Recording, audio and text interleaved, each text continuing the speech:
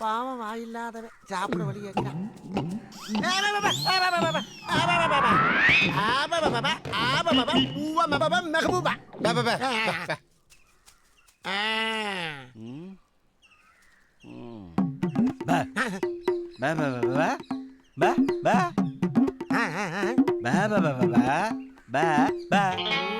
இப்ப போனவனை கேக்குறானா? இவனு அவன் கேசா?